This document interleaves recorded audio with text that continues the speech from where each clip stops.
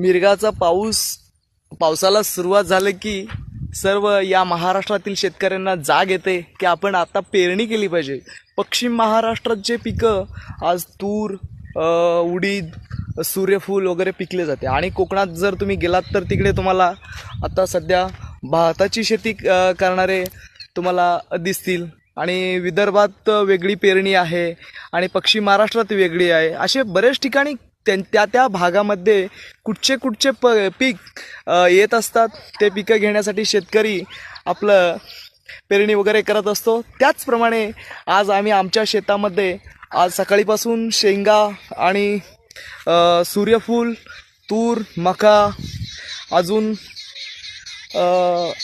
काही पेरलेले आहेत. मी अगोदर येण्याच्या अगोदर मला जेवढं माहिती आहे मी तुमच्याशी बोलतोय. खरंच खूप सुंदर वाटतं. तुम्ही एकदा शेताकडे जाऊन बघा. खूप असं मन भारा